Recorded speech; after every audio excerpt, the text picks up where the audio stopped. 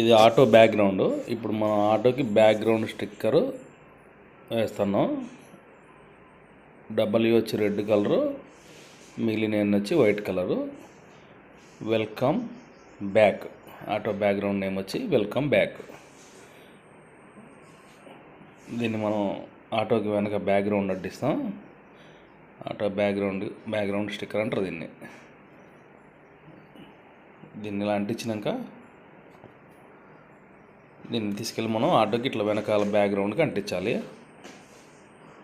ప్రభాస్ బొమ్మ కూడా నేను వేసాను. ఆటో బ్యాక్గ్రౌండ్ అంటించినాక దాని చుట్టూ ఎడ్జెస్ కట్ చేసి చాలా జాగ్రత్తగా కట్ చేయాలి. కట్ చేసినాక లోన కవర్ ఉంటుంది, ఆ కవర్ తలక్కోకుండా నీట్గా కట్ చేసి జాగ్రత్తగా చాలా చాలా ఓపికగా కట్ చేయాలి దాన్ని. లేదంటే బ్యాక్గ్రౌండ్ కవర్ కూడా చిరిగిపోయింది. చాలా జాగ్రత్తగా, మరి బలంగా కాకుండా స్మూత్గా కట్ చేయాలి.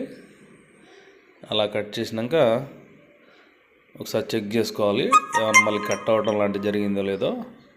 ఎందుకంటే ఆటో అది కట్ అయిందంటే ఆటో టాప్ మొత్తం మార్చాల్సి వస్తుంది. అలా చుట్టూ ఎడ్జెస్ వైట్ కనిపించుకోకుండా దానికి మళ్ళీ బ్లాక్లోనే ఒక బార్డర్ వేసుకుంటే అందంగా ఉంటుంది. ఆ బ్లాక్ బార్డర్ని చాలా జాగ్రత్తగా నీట్గా అలా రౌండ్గా అంటించాలి. అలా అంటించడం వల్ల ఆ గ్యాప్లో ఉన్న వైట్ కవర్ అయింది. అలా ఒక 3 లైన్లు దానికి పడతాయి. దానికి 3 లైన్లని జాయింట్ వేసుకొని అంటిస్తే ఆ గ్యాప్ కనిపించుకోకుండా అందంగా ఉంటుంది. అలా రౌండ్ తిప్పి జాగ్రత్తగా అంటించాలి. జాగ్రత్తగా అంటిస్తే ఆ వేసిన బ్లాక్ స్టిక్కర్ కూడా లెగకోకుండా ఉంటుంది, సేఫ్టీ ఉంటుంది. బ్యాక్గ్రౌండ్ దానికి అందం కూడా వస్తుంది. దీన్ని ఆటో బ్యాక్గ్రౌండ్ స్టిక్కర్ అంటారు. ఇలా ఆటో వాళ్ళు చాలామంది చాలా రకాలుగా పేర్లు